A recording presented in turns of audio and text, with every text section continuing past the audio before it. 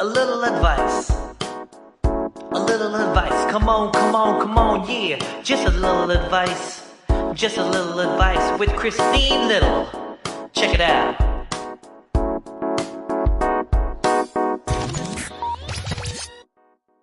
Hi, and welcome to another episode of the Little Advice Podcast, a podcast where I, comedian Christine Little, gives a little advice to one of my guests.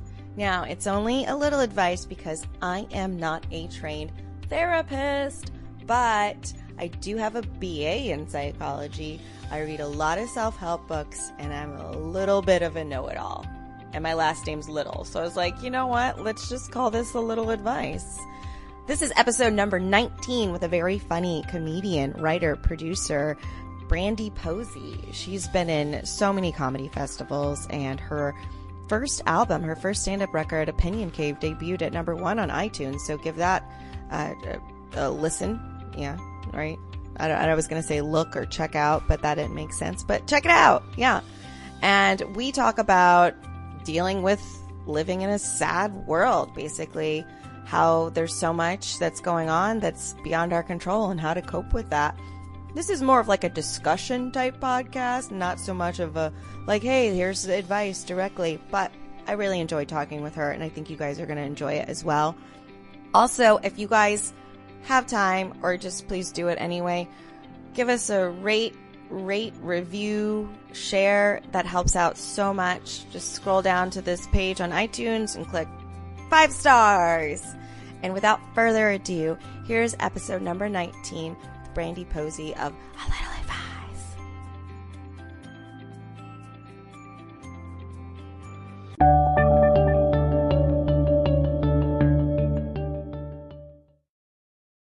I'm sitting here with Brandie Posey. Hi, Brandie. Hey, good to see you, Christine. Thanks. Good to see you, too. Oh, you got a radio voice. I do. Hello, Christine. It's great now, but if the fires were worse, then you wouldn't hear me because my volume would be so low because my voice gets craggy like real fast. Are you a Taurus? I'm not. Oh. I'm a Pisces. Oh, okay. I heard this thing that like Tauruses have throat problems. Oh, I am interesting. One. Okay. I glottal fry a lot. Like glottal fry? It's like but people do it when they're emotional too. Oh, interesting. Gotcha. Brandie's got green hair. It looks amazing. Thank you. Thanks. And she's got a little green on her shirt. Wearing a Southside Serpent shirt because I love Riverdale. Oh, I've not watched that show. It's such trash. It's just like good trash TV. I like hate reality shows, and when this came out, I was like, oh, cool, a teen drama that's like solving mysteries, but also like weird, sexy teens. I'm into it. Yeah, it's very, I should very start fun. watching it. A lot of people have said good things about it. It's a good escape, for sure. Yeah, I'm a big fan of it. If you need just like a dumb show, like, yeah, show me like a weird monster that they're trying to fight and give me a weird mystery that doesn't matter and the characters are very dumb and like super like teenage woke too, which is adorable. Oh. Like, they're always just like, and this is why the world is the way it is. And it's just very like... It's very fun to watch. They're like, they look creepy. Oh, yeah. For sure, because they're not teens. They're all like in their late 20s. Yeah. It's like, what are we doing here? And then you were telling me about a donut place by your house. Yes. I don't want to give them a shout out because they didn't pay for this. Actually, you can. What is it called? I will shout them out. Colorado Donuts in Eagle Rock, California. They are the best donut place in Los Angeles. In the state that I've actually ever had. Really? Yeah, I love Colorado Donuts. They're great. Really talking them up. I love them. They better not have boring donuts if I go there. They don't. They also, like, they make, they have all your classic favorites, but then they also do, like, themed holiday ones, which are really great. They just had, like, some little vampires and stuff. They've got some, like, little turkeys and stuff right now, but it's not like hipster, like, ugh, it, like, looks cute, but it doesn't taste good. Like, their stuff always tastes good first. Like, it's near Donut Friend in Highland Park, which I really don't like, because Donut Friend is this, like, hipster donut place where donuts are all $5 each, and they're all named after, like, obscure bands, and, like, they're not good, but it's, like, all about the pun of the name, and it's... How affordable is the one by your house? It's donuts start at like 75 cents. Okay, so they're normal. Yeah, they're like a third generation Filipino owned little spot. They know everybody's name. Third generation. You can buy your scratchers there. Real? Okay, you're really selling me on this place. You want a donut and a scratcher? Colorado Donuts and Eagle Rock is the place to go. If you guys want some little advice on donuts, third generation reminds me of this news article I read about this. Have you heard about this guy called The Watcher? He goes, No. like, okay, so there's this house where if you move into it, this guy, or I'm assuming it's a guy because this isn't something women do. Yeah. But he watches the family Okay. and he like knows things about them and they have no idea who it is. They hired private investigators and an FBI. No one's been able to track who this person is. And they're like, my father watched the house and now I watch the house and his. So they've been doing it for a really long time. Oh man, I kind of like it. That really? What if it was you? I mean, it's creepy. It's creepy, but I also I like a tradition.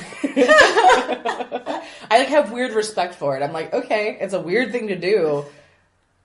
You probably shouldn't, but it's weird to I don't know. What else does that family have? Bonds the family. Yeah, they're just like a normal family. Weird. Probably. They're probably like a normal family. And like, also we write harassing letters to neighbors. It's just what we do. Yeah. I mean, bad, but also I don't know. There's something. It's very weird. They're harmless though. They've been around that long. No, they're threatening and stuff. Oh, really? I don't know if they've hurt anybody. I'll have to look it up again. Okay. Now I want a donut. So what's your problem? I'm all over the place. We were talking a little bit before, and it's I think my problem is that I tend to, I'm a really smart person, and it's very isolating to be smart, because I feel like a lot of the time when I see an issue, I'm always like, yeah, that's part of it, but also it's always more than we think it is. You know what I mean? You see the bigger picture. Yeah, and that's very frustrating to just be like, no, but things aren't good. It's kind of like when someone's sick and you treat the symptoms instead of the source of the problem. Yeah, absolutely. Yeah, and you can see that in society. Yeah. So tell me about how that's been isolating for you.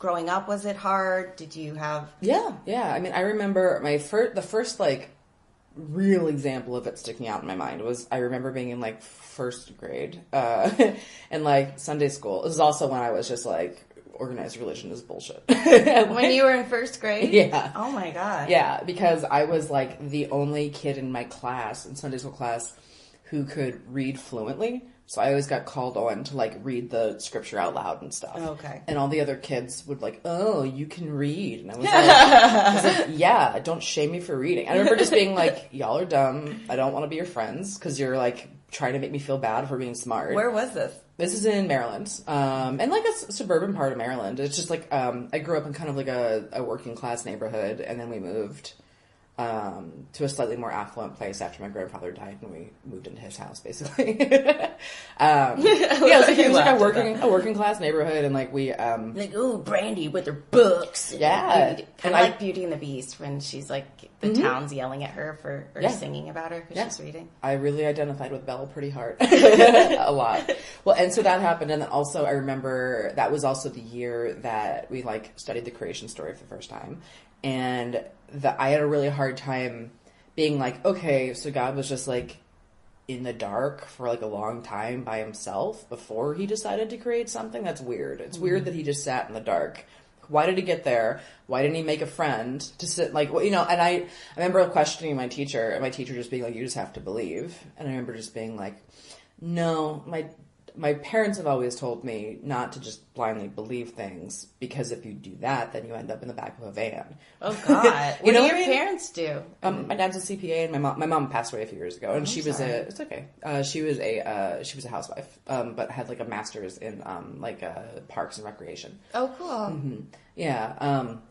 But yeah, I just remember just being told you should always question things, never blindly take what people say. Yeah. And then I remember being in Sunday school and then being no, you have to blindly believe what we say. And I was no, that doesn't make sense to me. And I just checked out immediately. And it was... Oh, that sucks. Yeah. But I just remember it being... That was the first time that I remember being oh, I see something that nobody else does, and everyone is being weird about it. So I guess I'll just feel I'm another here. That would make me feel suspicious as well. Mm-hmm. I mean, I grew up in religion and stuff, and I still am. I mean, I wouldn't say I was religious, but spiritual. I am a Christian. Yeah. But I think it's important to study and read and get to the bottom of things instead of just blindly believing. Yeah, absolutely. And there's definitely I'm not completely anti-religion. So when my mom passed away, my mom was very religious, and the church stepped up and helped a lot, and it's a great place for community as long as your community is like open-minded and like, you know, is not bigoted in any way or whatever. So it's like I see its purpose in a lot of people. I think I've just found that community in other ways in life.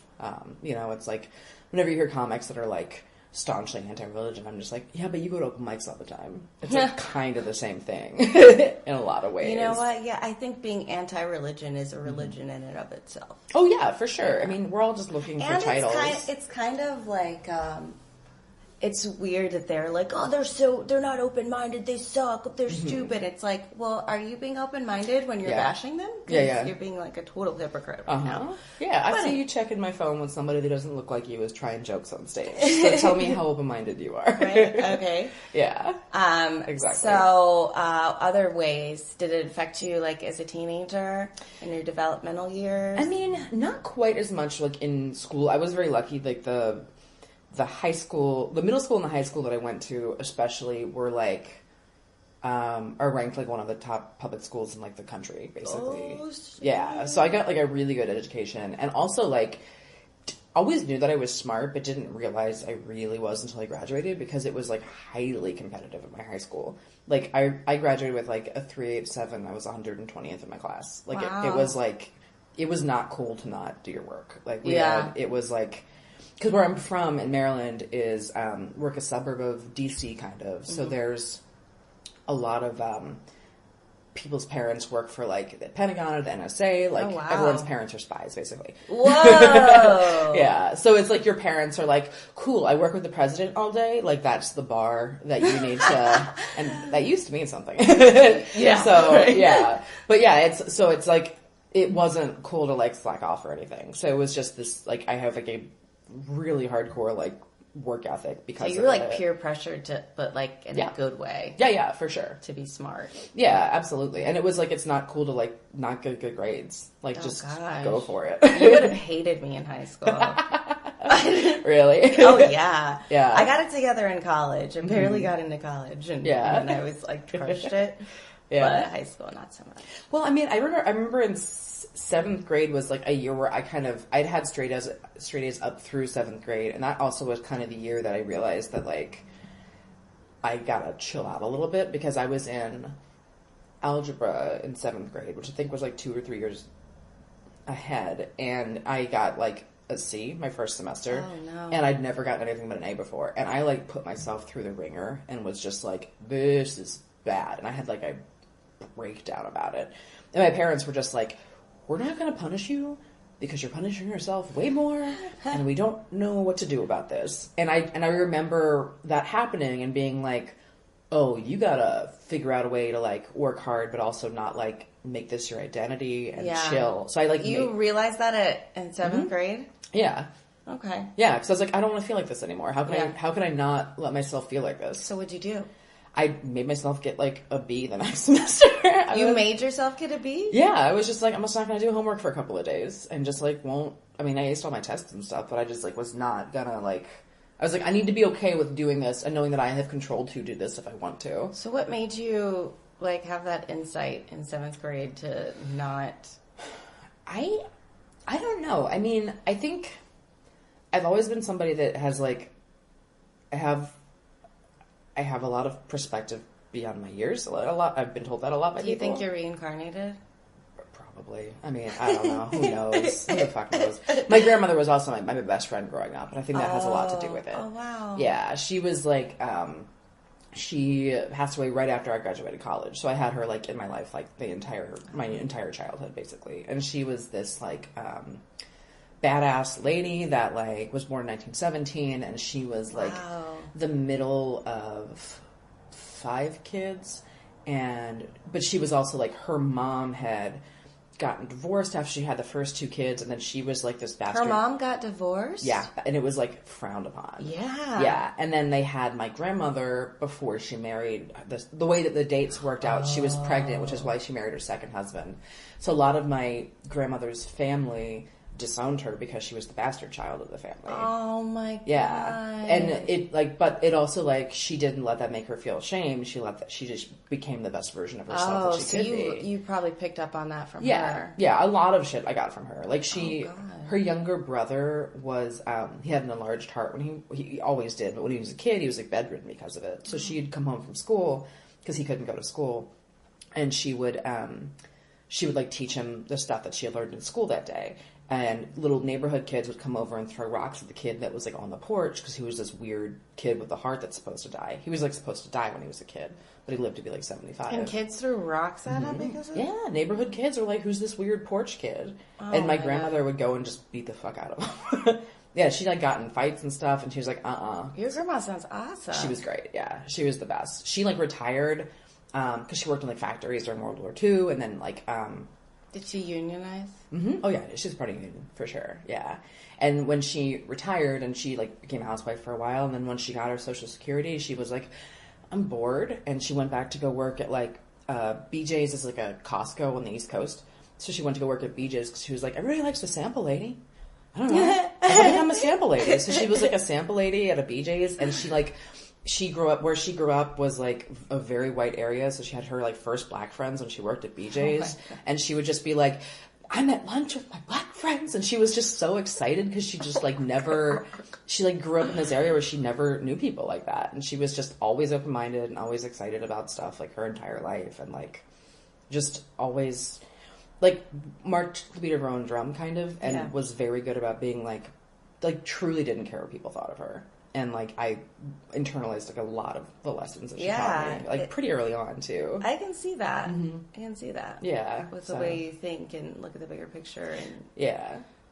Yeah. And that green hair. Yeah, right? Also have, like, a self-righteous streak, the way that she did about just, like,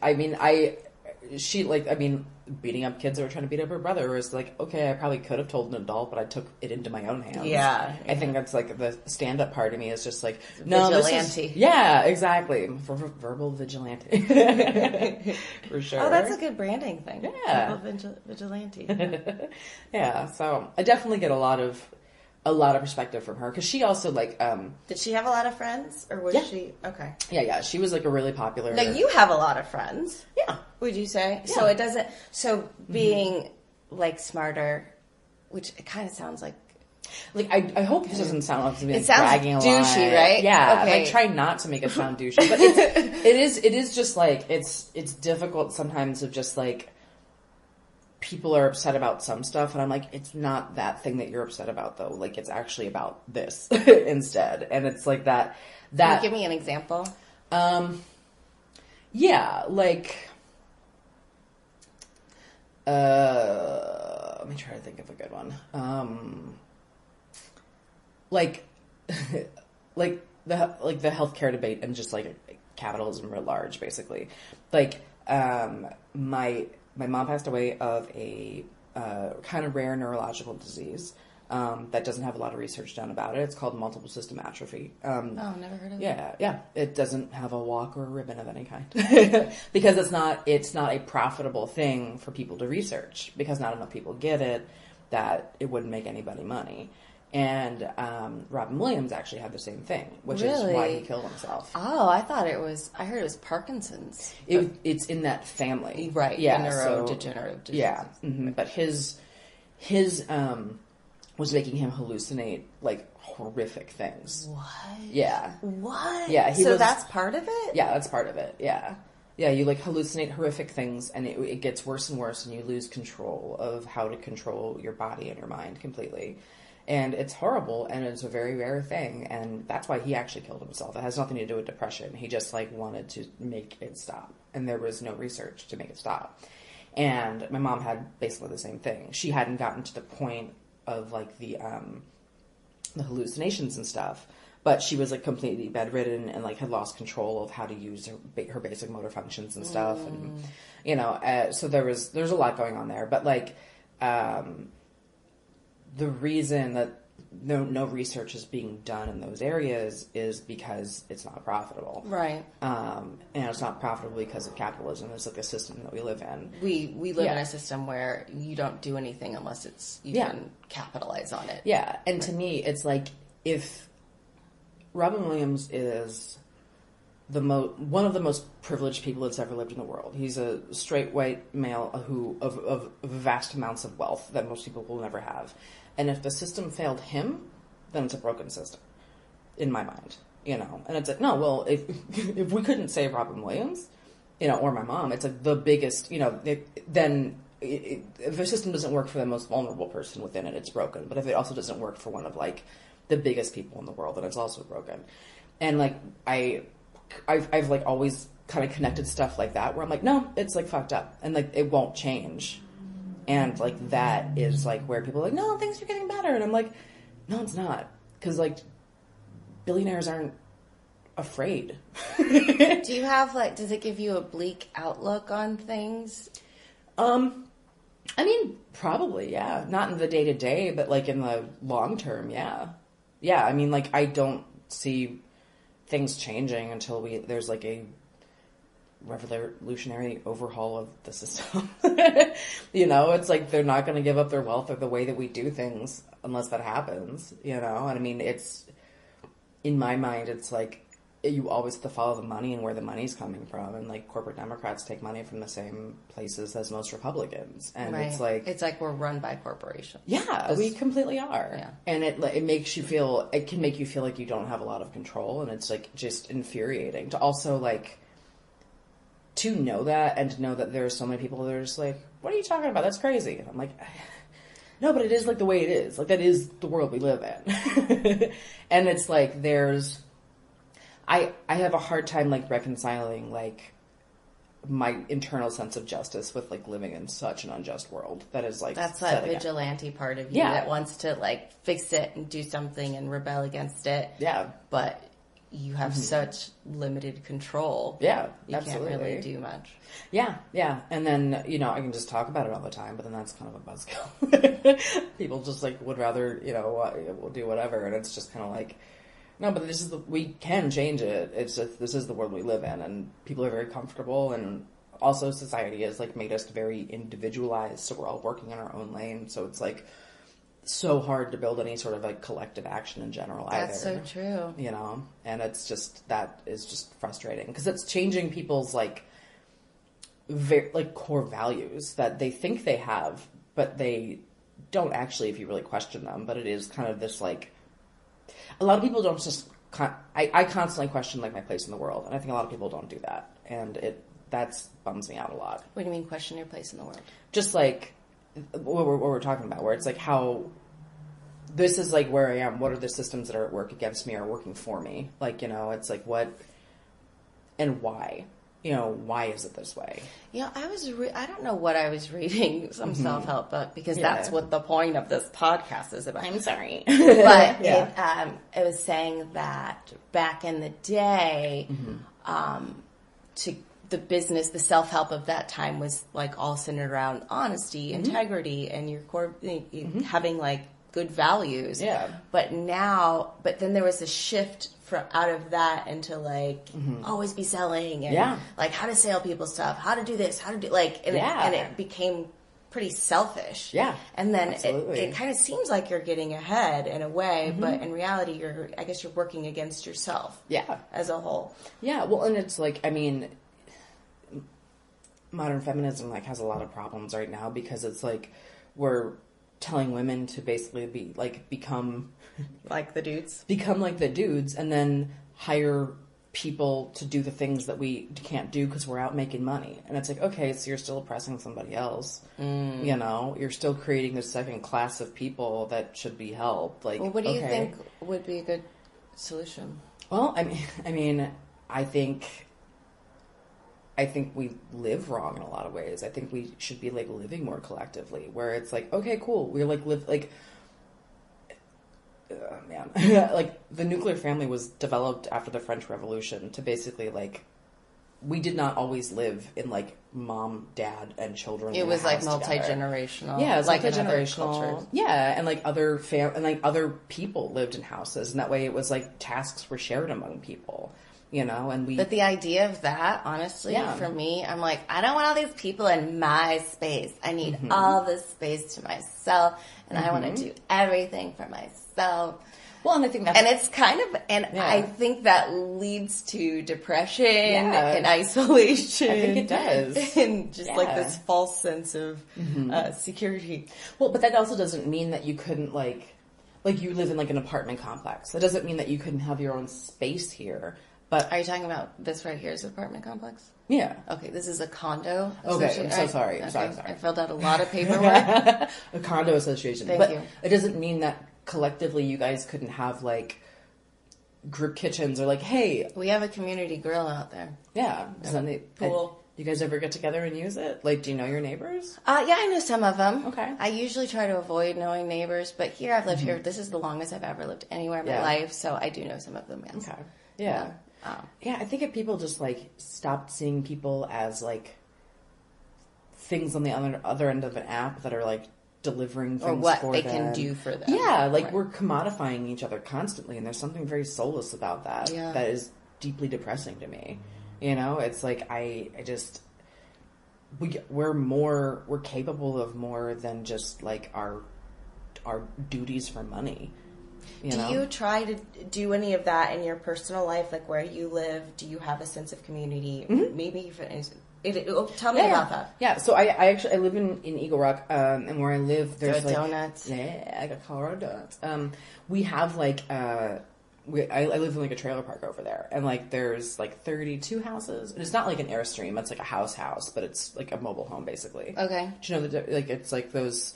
When you're driving down the road and you see like a double wide, like those like houses that are like it's like wide load and they're carrying a house. Yeah, I live in one of those. Oh, crazy! Yeah, I like own one of those. I want to see it. Yeah, come on over to Eagle Rock. It's fun. But all of our neighbors are like we all know each other. We all like hang out together. We all like we do quarterly. We do like potlucks and stuff to kind of get together and see what's going on. We have like a phone tree within each other just to be like, hey, I picked up a package at your place. I'm gonna keep it at my house. Like we're like pretty connected. My neighbor does that. She calls me Christina, but she's well intentioned. Yeah. I think intent is always important to remember with people. But like, I mean, she should learn your name because it's literally on the package. She can't speak English that great, so I just give her a pass. Yeah, it's hard. It's hard. But yeah, I mean, like we work together and that kind of stuff. We like have done like little donor drives and stuff within the community too, with canned foods and stuff like that. Like a big thing that I do every year when I travel a lot for comedy, and I like whenever I stay at hotels, I always take like hotel toiletries, and I have a big bag of them at home. And at the end of the year, I divide them up into little Ziploc bags and take them down to the downtown women's shelter because it's a way to like they give them out to like homeless women on the streets. That's a great idea. Yeah, and it's like doesn't cost me anything. It's just like saving them up over the course of a year. I get like a big ass bag of them. I think last year I brought like 120 little kits or whatever. And it's like, it's just a lot of traveling. Yeah. Then I will also like if I see like the cleaning ladies in the hallway, I'll ask them. I'm like, hey, can I grab a couple extra things? And they're always like, yeah, go for it. So it's like a fun thing I do during the year, and it's like there's so many little ways that I think you can think outside of yourself that I wish more people would like I feel very fulfilled because of it, too. So it seems like it's a mind shift thing. Mm-hmm. Well, you guys probably noticed in this podcast so far that we have not really addressed a problem, but maybe like an existential thing. Yeah. And Brandie informed me that she already does a lot of therapy, so she's good. Yeah. Well, I mean, I think it's just like I feel very helpless in the world sometimes. And I try to do these small things to make myself feel like I have some control over doing something good. And I think it's kind of just like... I think that does matter. Yeah. Maybe this is something I can help. Well, you probably already know this. So, but would you do things at an individual level? Like even if you're just smiling at someone or being friendly to someone, it does affect a greater amount of people and make more of a difference than you realize. Yeah, absolutely. Have you seen the movie Pay It Forward? I have not. Oh my God, it makes me cry so hard. It's with the Haley Joel Osment, but when he was a kid, and Helen Hunt and Kevin Spacey, and he has this project where to make the world a better place, and so he does 3 big things for people that they can't ever repay him for, and then they do 3 big things, and then but it's like this huge movement. Cool. And I like and that. it's so inspirational. Be cool if people did that more, like in real life. And I think some people do, and they can be inspired by others. But I mean, that's kind of what I'm trying. That's the best way I think I can that I've been able to at least kind of make it work for myself. Because I'm always just every time I bring home new toiletries, I post it on Instagram. And I'm like, hey, I'm doing that thing again. Here's a boomerang. I made dropping it in my little bag. It's an easy thing to do. And I've had a couple people that have brought me theirs at the end of the year too. And they're like, hey, do you want to throw these in with yours and stuff too? That's so a good it's idea. It's just little. Do you have a place set up or anything for people who want to drop them off to you? You probably don't want everyone going in your house, but I have a P.O. box for my podcast. I mean, that would work, I guess. If you live in LA. Well, both of my listeners might be, inclined to. If you feel like sending me a bunch of toiletries, or just hit me up on Twitter or Instagram. What's your handle? Brandazzle. On Twitter or Instagram, you can find me there, and I'll meet you if you're in LA. Whatever. Otherwise, or follow her because she tours around a lot too. Yeah, follow me on all the shit. Yeah, that feeling of you feel helpless in the world. Is that what you said? Yeah, and just is there a time that you feel more helpless than others? Is there something that sets that off? Let me think.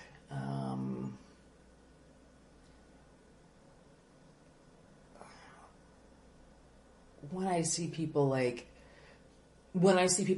championing stuff that I think is wrong is kind of where we just I don't know when that's coming out, but we just had the elections just happened in 2018, which were ultimately pretty good, and everyone is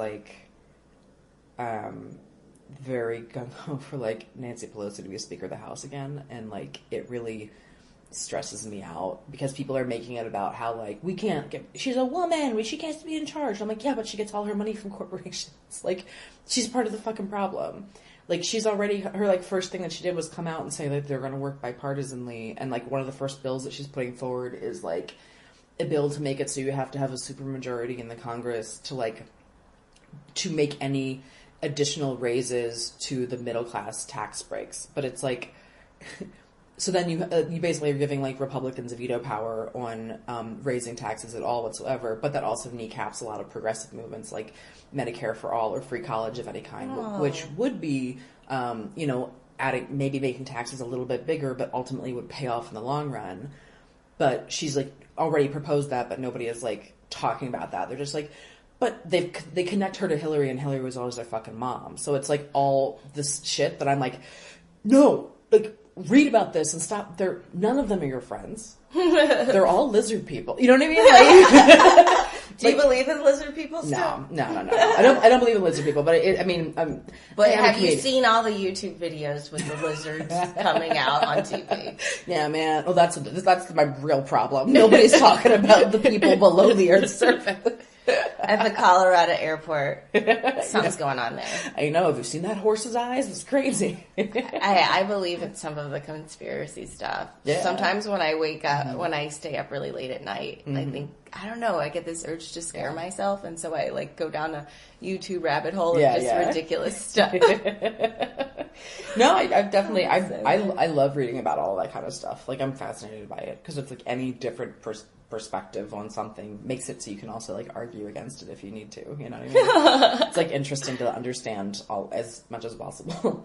But it's that's when I feel the most helpless is when I see people that are just rallying around something and I'm no, but look for more facts. It isn't about you. When you see people blindly believing something without investigating, which is full circle of when you were in first grade. Yeah, exactly. And that makes sense. A lot of people just are perfectly content to do that, or they personalize stuff that isn't personal, and it's this isn't about you, this is about everybody. But we just live in a society that puts you above all of us individually. And if we keep doing, I mean, it's just like very deeply frustrating just to like watch the world keep working and just be like, all right, I don't see anything changing. And now, you know, I mean, it's like the climate change report came out that says, you know, within 10 years, if we don't reverse some shit, you know, that's do not pass go. We all don't collect $200.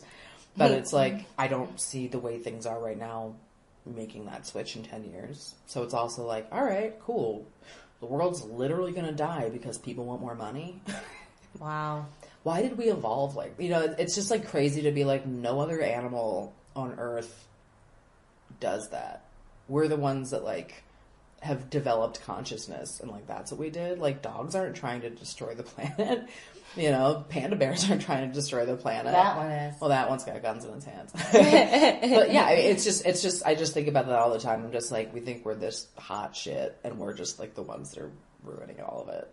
So it's just like, cool humans. Good job. Well, I feel sadder. Sorry. Yeah, I mean, this is like straight up like what I talk about in like therapy and shit too. Because I'm just like, I don't know.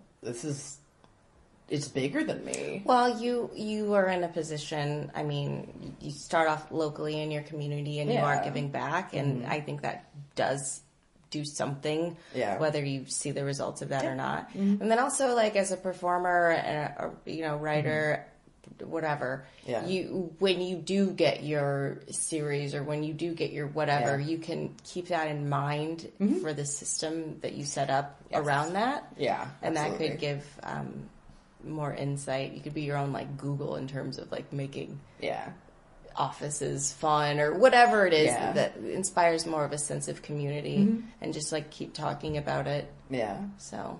Yeah, no, definitely. It is like one of those things where it is also finding like what is the line of like how much of the game do you have to play to get accrue any kind of power to do I think power is probably addictive as well. Yeah, oh, absolutely. Yeah, for sure. You see that happen with people all the time, you know, and you're like, you were my friend. What happened? To a psychotic person. Drunk with power. Yeah, exactly. Well, they don't teach you how to handle power. No. I mean, there's so many practical things in school that they don't go over. No, they don't. It's like most people I know have debt because they like... Exactly. Yeah, you don't know how to deal with it. They don't teach people how to deal with money at all, or any other life skills that you need, like communication. Absolutely. Well, it should be like... And it's so funny because we live in this... We talk about like the small businesses, small business owners, but like we don't... There should be programs in school that start from like an early age and are just like... This is how you run a business. Like when you do like it should practical stuff that people will actually use. Absolutely. And it's frustrating to like not it's like... Do you plan on having kids? No. Not in this world? No. Is it because of that? No. Well, kind of a no. I don't particularly like them very much. I like being around them sometimes, but I always tire of being around kids. Where I'm like, okay, I can leave now. Like I've never seen a kid that I was like, I want that. Like I've never. Really? You don't have that urge inside your body? Mm-mm. No. That's so crazy. No, I never have. All right. Yeah. And you're the one that's married, so that's what I'm upset about. Well, okay, we're going to wrap up this part of it. Usually I ask people what if they had any takeaways from this. Did you have any takeaways at all? I'm sure you can make up something. Yeah, I mean, it feels good to talk to somebody that also gets it. You've made me feel less alone because you're that's my it too. job in life. Right? Yeah. I appreciate that. Everybody in Colorado Donuts is the place to go.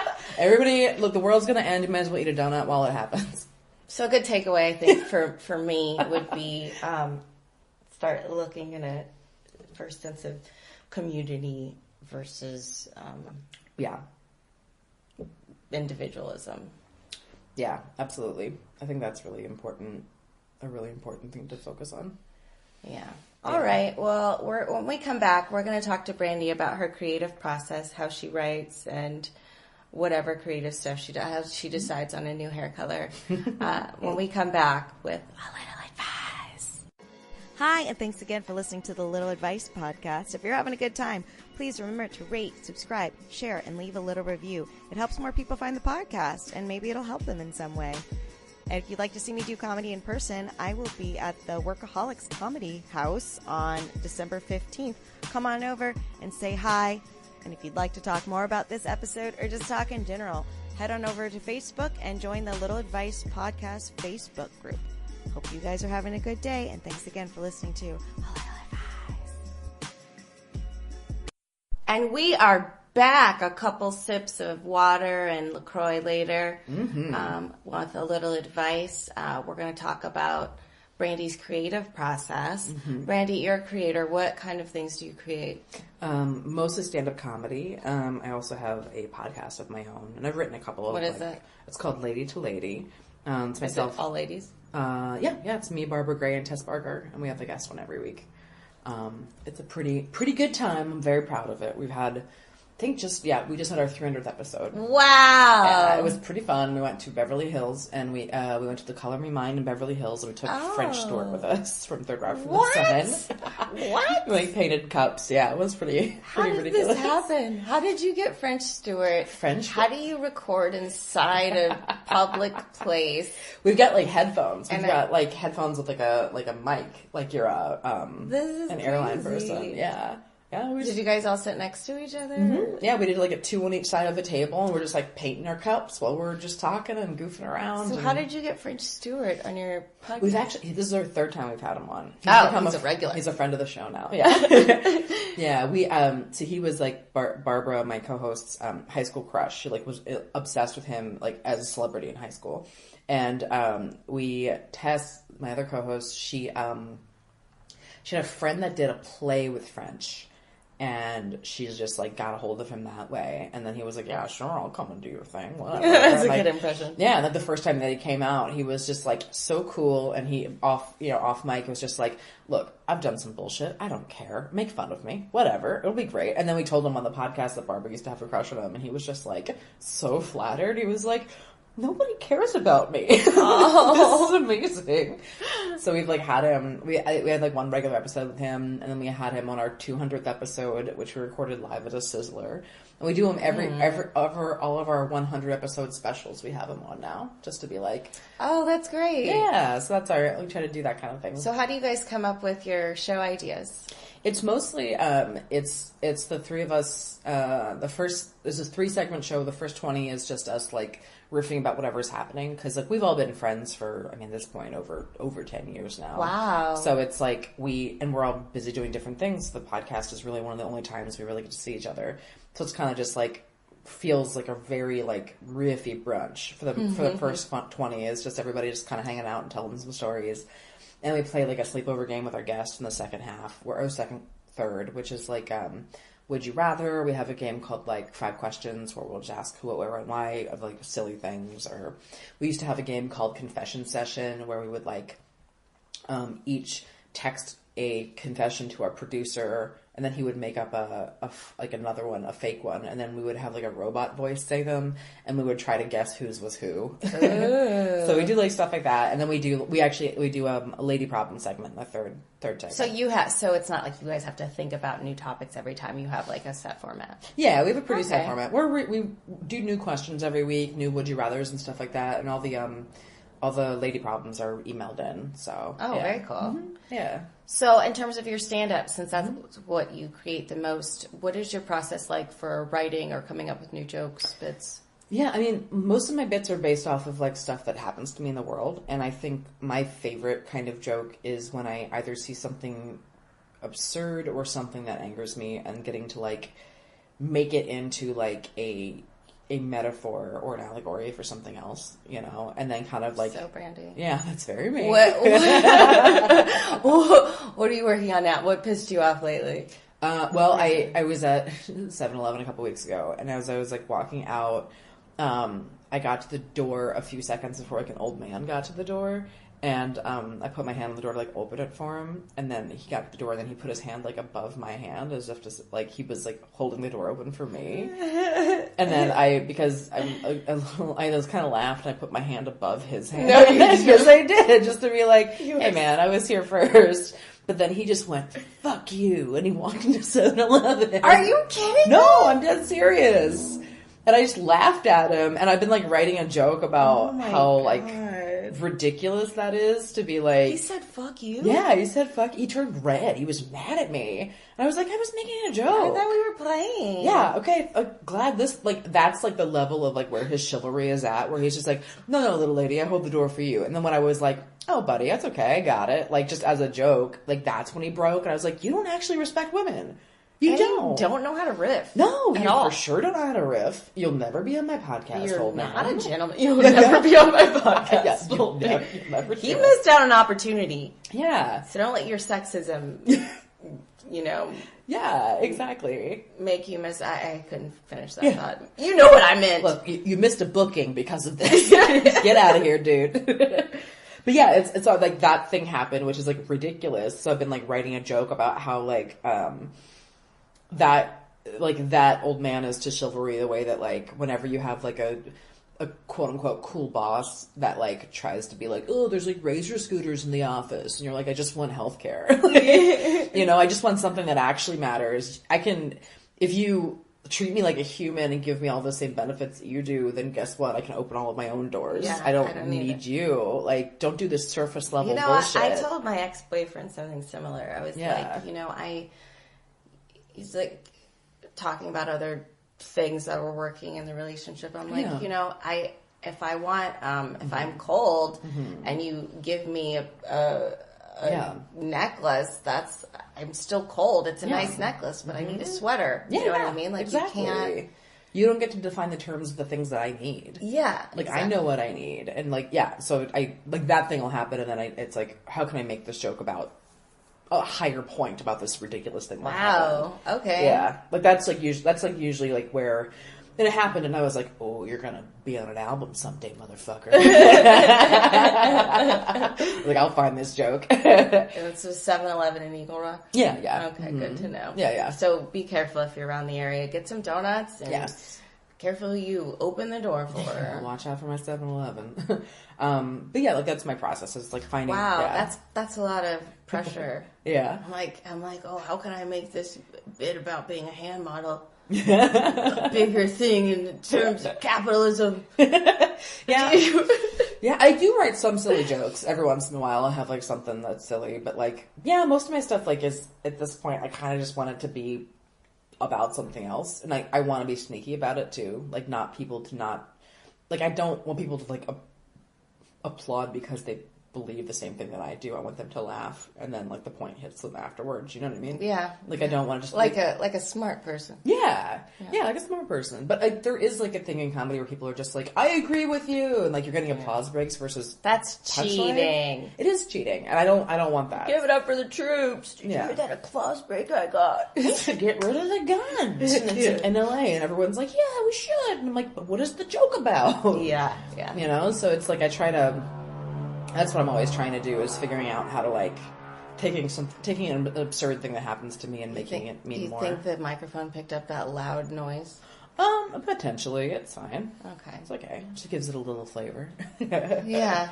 It adds character. Yeah, exactly. All right. Yeah. But that's, like, kind of my style is that. And when you go to write, so you basically collect experiences and go from there. Do you have a set time that you write, like, every day, or do you it just, I wish. When it comes, it comes? Yeah, I mean, I used to be more... So I've been doing stand-up for over 10 years now, and, like, when I started, it was more... Every word was written out, and I would write these, like, pages of, like, this bit is, like, this is how you do it and perform it. And, like, then the more I did that, the more I was like, oh, this is, like, what my voice is, and you develop confidence where you don't need to... I'm like, I can find the punchlines. Like, I know what the bullets I want to hit are. Now it's just getting to those. So I now will kind of just, like, when I'm driving around, I'll, like, think about a joke, and I'm like, oh, that's a funny idea, that'll go with it. And I'll kind of just jot down a couple of notes, and I'll kind of just write on stage with, like, where I want to go. Because, like, if I can get a good crowd that has, like, some decent energy, that's kind of usually where I'll find, like, a new punch that I didn't have, or, like, a tag or something that I didn't have before. That's great. Yeah, so that's kind of like where I've gotten with it. I mean, I'll usually, and I'll kind of just play with, I know pretty much immediately now if an idea has legs or not. And then it's just kind of figuring out what the full version of that bit is too, you know. And you do that by just talking it out on stage. Yeah, and just goofing around with it on stage. I mean, like, I always, like, I never really phone in sets, or try not to at least. I'm always just like, all right, cool, let me start with something big and then play with, I don't know, with something in the middle and then close with something that people like too. So it's like, even if the middle doesn't work as well as the two, that's the part I'm working on. It's like I know how to, like, start and end strong. I have trouble with that because I feel like some of my bits that are like, these are intro bits, these are middle bits, these are closing bits. Yeah. And a lot of, when I have new jokes, they come in as I try to find where they belong in my set. Yeah. So it's like I have to do this joke in order for this to hit because this is where I want to put it. Totally. So that's interesting. Do you ever have anything like that? No, because mine are all pretty self-contained for the most part. My biggest issue is that my jokes are usually between like 2 and 3 minutes long, as is. So whenever I'm trying to work on late night sets, it's like impossible to figure out what the hell 4.5 minute looks like. Because I'm just like, okay, I have to like chop up some other stuff and figure out a way to like do what I want, but then also have enough variety because they don't want to hear like one joke, basically. So it's like that like short sets are like where I kind of have a little bit more of a problem because I'm like, okay, I can't get all of the punches for this idea in. What can I remove? And then what does that do to the flow of it or whatever? Yeah. I always hear that it's harder for headliners to do shorter sets. Yeah. Because you're like, what? Like 5 minutes are up. I just got started. Yeah. You're like, I'm just warming up. What's going on? Well, because you just spend the first couple minutes of a long set just kind of like resetting the table and just like getting acquainted. Yeah, people get to know you and you just don't have to come out and just like, and then here's my thoughts on this, you know, and which is a good skill to also have, but it is like difficult when you also like write long form. So, yeah. So, before any major success in your life that you can think of, professional, which is personal or professional, you're welcome, professional. What is a mind shift, if any, that you've had? Well, so I put out my first album almost 3 years ago now, actually. February, it'll be 3 years. That was 3 years ago? Yeah. Right? Because I'm going to be 34. No, I'll be 35. Yeah, because it was my 32nd, right before my 32nd birthday. Wow, time flies. Yeah, yes, it does. So my mom passed away almost 5 years ago. And I put my album out on the 2-year anniversary of my mom's death because I wanted to reclaim that day for myself, basically. Okay. And before her death, I like couldn't really go on the road that much because I just was like, at any point, I need to be able to fly to Maryland and like help out, be available in a lot. And it like, do you have siblings? Yeah, I have a younger brother. Oh, okay. Yeah, but it was just like time. With No, her. I meant to ask you that earlier. Okay. Yeah, I have a younger brother. He's a good kid. Is he in Maryland? Okay. Yeah, he's in Maryland. He's a contractor. He's married. His wife's awesome. Like it's good. We got a good fam. I'm very lucky. Sorry to interrupt with that question. No, it's fine. I love thinking about my brother. He's a good guy. What's his name? Tom? Eric. Eric. Okay. Charles Eric Posey. Charles. I love that name. Yeah. Okay. Good. Sorry. No. Go ahead. No, it's good. But I like was here just kind of like grinding at shows and stuff, and then would just be by the phone waiting, and like had a lot of material, and just when my mom passed away, I kind of made the decision that I was like, I had some jokes about like the grief process that like had in my mind had kind of a limited shelf life because I was like, I love these bits. They have an emotional resonance to them that are very honest, and I need to record them within the next year or two because I don't want to have to do them anymore.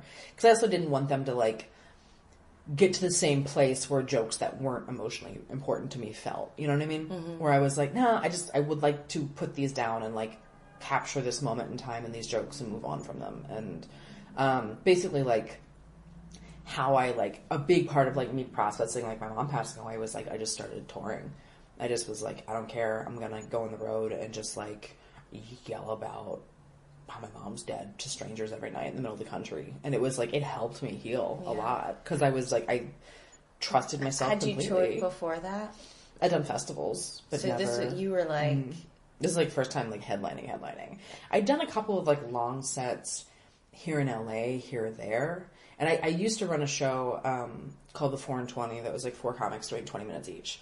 And it was just like figure out how to be a feature, just 20 minutes each. The only people that came every week were these like 2 homeless dudes named Wheelchair Bob and Arturo. They were my boys. They would come every week. They loved it. And, like, if you can make them laugh, then any audience will laugh at you. It's fine. Because they were like, what are you guys talking about? We don't have iPhones, you know? So it's like, if, like, they know your references, then you're golden. You know? So I'd done that for, like, 2.5, 3 years before I really started going on the road. So I'd been doing long sets in LA. But, like... And I'd met a lot of people at festivals around the country, so it kind of was like, okay, I know who to hit up to, like, go figure this out. And at first it was kind of like, well, let's see if I have an hour.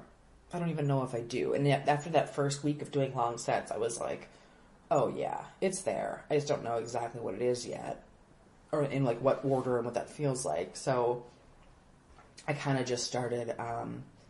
I think my first tour, my very first tour, I built around, like, 3 different weddings I had on, like, the East Coast. Oh, so, nice. Yeah, it was, like, the 3 weddings and a comedy tour is what I called it. And, like, I basically just, like, you know, did that and, like, was gone for 6 weeks, I think. And, wow. Yeah. That's a long time, especially with your first one. Yeah, it was a lot. That's a really long time. Yeah, it was a lot. But it was also pretty good because it was, like... I had a wedding basically every week, every like two to like week and a half, basically. So it was like I got to kind of like take a day or 2 off, see some friends, like be a person again. Yeah. And then would like go back into comedy mode. So it gave me like little breaks during it, which were good. But yeah, it just I kind of figured out pretty quickly that I just poured myself into that work and was like, cool, I'm gonna put this out and I'm going to like and I pretty quickly also was like, I'm going to put it out on, like, the anniversary of my mom's death because I want that day to, like, feel like a birth at the same time, too. So I'm not mourning it every year. I wouldn't have necessarily lit this fire under myself if it wasn't for her. So it was a way to, like, you know, give back to her, too, a little bit. So it was like this grief is what fueled you to... For sure. To take that leap in touring. Because it's scary to tour for your first time. Especially if you're doing it by yourself. Yeah. And as a... You know, as a woman, you're going to all these different places. Yeah, absolutely. It can be really scary. Yeah, well, it's like I've always known that like when I am prone to depression, but it's also like I know that I can either push myself or I can let myself sink, and if I sink, then I will sink for a long time because I like did that in high school. Like I remember like having like my senior year was like bad. I mean 9/11 happened, so you know that's like part of it for sure. Yeah. I had a really bad breakup and 9/11 happened kind of at the same time. So it was like, and I didn't have like the coping mechanisms yet quite to deal with it. And then I remember my grandmother died after I graduated college and I moved home for like the holidays because I was going to move up to LA like right after I graduated. But then I was like, no, I should be here to, like, help everybody, and that way I don't have to fly back, like, 2 months later or whatever. And I remember, like, I moved to LA that January 1st, like, after that holiday season, because I was like, I gotta go. Because I can feel myself, like, staying here, and I don't want to sit in this, because I know what'll happen if that, like, it will become harder to leave if I let myself start to sink. So part of your coping mechanism is to get moving. Yeah, always. Yeah. That's I mean, good like, to know. Yeah, and like it is also like and processing the thing. I try to be as aware as possible of not like being a workaholic by ignoring something, you know, where it's like. So how do you do that? How do you find the balance? I mean, you know, walking and crying. don't sit and cry. You know, like get in your car and cry. Yeah, Actually, it can be a little dangerous, but I've done it. I have. Oh yeah. Oh yeah. Well, the reason I went to therapy the first time is when I moved out to LA. Like I knew one person out here, and she was nuts. She was a friend of mine from college that like had come out here 6 months before me, and she got really into diet pills and really bought into the whole LA shit and was just like... It's been 6 months? Yeah, it was... She works in the music industry, which was like even more toxic than, yeah. than hers. So it was like bad. And... That's saying something. Yeah. It's worse than comedy. Yeah, I know. It's horrific. It's like, oh God, really? But she was like literally friends with suicide girls and stuff. And they would just like be at our apartment all the time. And it was like, oh my God, I hate this. But I would like... she was the only person that knew me. So I was like a PA when I first moved out here, and I'd be like going on runs to like Target to pick up stuff, and I would just like burst into tears because like I was like, I'm grieving the loss of my grandmother. I'm in a place where nobody knows me or cares about me or even knew her. So I was, and I would just be driving around the city. Felt so isolated. Oh, completely. And I just remember, just driving around with like fucking Starbucks in my car, taking it to executive producers that didn't give a shit who I was. And then it would just be like sobbing, waiting for Starbucks. And then I very quickly was like, oh, you gotta go to therapy because this can't last. Did people stare at you while you were crying? Probably, yeah. Yeah, I mean, I was just such a mess. I don't care. But yeah, I started going to therapy like pretty quickly after that. And that helped? Yeah, immediately. What kind of therapy was it? Cognitive behavioral. Yeah. Yeah. And it was just kind of like understanding the grief process. I really liked my therapist. She was awesome. And I like I've gone back to her a couple different points in my life too. And it just like being able to talk to somebody that understood and gave me this space was like huge. And then also just like, this is normal. This is how grief works. You have done a lot of things that a lot of people would not be willing to do. Like, you are uncomfortable because you've made a lot of uncomfortable choices that are going to be good, but it's just kind of even like... if you make have a good life change, like getting married or moving, like it's still stress and it's still scary. Absolutely. Did you have any physical ailments during that time? No. Good. I mean... No, not really. I'm trying to think. No, I had breast reduction surgery a couple years ago. That's something I'd always wanted to do, and that was kind of also like right before my mom died because it's like a part of my body that I always hated, and was just like time to deal with it basically. Because I just remember I've never really had a lot of like body issues or anything like that. Like because my mom had a lot of them, and I remember like going to like go visit her in like she was in hospice for the last 3 years of her life, and you'd go and you'd visit her and she would just be like, I never got as skinny as I wanted to be. And I remember her talking to me about that, and I was like, you're literally on your deathbed and you're regretting that you never had the body you thought you were going to have. Really? Yeah. And I remember just being like, oh, fuck this. I gotta figure out my own shame shit now. And so it was kind of like when you're like, when you were punishing yourself as a kid for not getting a A, you're like, I can't let this control me. Yeah, I was like, absolutely not. No, I will not be in this same position. Did you have a mental shift that helped with that? Yeah. I think it like getting breast reduction surgery helped a lot because that was always like this one thing that I had really big boobs. I used to have like double G's basically. I still have they're like D's now. It's like they're still a thing, but they're like manageable now for me. Like I used to not be able to like wear jackets because I felt like a football player. Like it was bad, and it probably hurt your back. Yeah. Well, that's like how I got like a letter from a doctor that was like she has back problems, and like I got it paid. Most was paid by my insurance. Like I think it only cost me like $2,000 for the whole thing. But it was like one. I consider that like moving to LA, starting comedy, and getting breast reduction surgery are like the 3 greatest gifts I've ever given myself. Because, and a lot of it was like this impetus of like seeing my mom deeply unhappy. And that wasn't an issue that she had necessarily, but it was also like she hated her body. And I was like, this is the thing that I hate about it. And I can change it. I just haven't because for some reason I like, I'd been told by like male doctors before, you should just try to lose some weight or whatever instead. And it's just like, no, I can do this. Keep those titties. Yeah. We like them. Well, yeah, and that's the thing, too. It's just like, oh, no, they're here because this is the thing that, like, literally men would just talk to me and they just talk to my boobs. It would happen all the time. And I was like, I'm here. I'm a person. I'm not defined by this. And I just remember, like, I posted something online about hey, I had like I didn't tell anybody until like 48 hours before surgery, and I remember posting online and being like, FYI, I'm getting breast reduction surgery in 48 hours. I'm not interested if you have anything bad to say about it. They were never for you. They never will be for you. Okay. You know, and like, and then it was interesting because I got a bunch of messages from people and a lot of guys that were like, my mom got it done, or like my aunt or my sister got it done, and it's the best thing she ever did for herself. Wow. You know, because it was just like choosing to desexualize myself a little bit in a way that I have control over, you know, and I just like wasn't.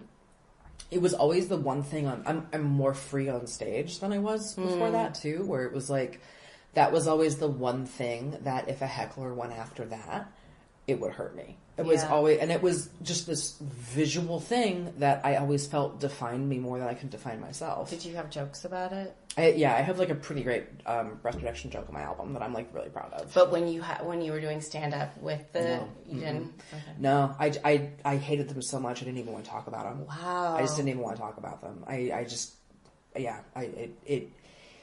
It felt like they were in control, and if I talked about them, it was giving them even more power. They're like, ha ha ha. Yeah. You can't see. You can just imagine that I'm playing with my boobs. We run this stuff. Yeah, exactly.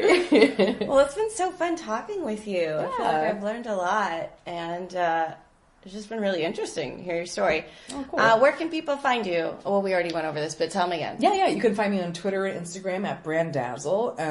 BrandiePosey.com is my website. It has all my tour dates and all my social links as well. Brandie Posey on Facebook.com/BrandiePosey. You take to my fan page. And then I have a podcast called Lady to Lady. That comes out every Wednesday. We also have a Patreon with additional content if you want anything. If you really like us, you'll hear about that on my show though. And then my album is called Opinion Cave, and you can listen to that wherever you listen to albums. Awesome. Well, you guys, thank you so much for listening to this episode. If you like what you hear, even if you don't, just rate it 5 stars, Yes, share please. it, Do it. leave a review, and I'll give you a shout out on the podcast. Really appreciate it. Thank you guys so much for listening to A Little Advice.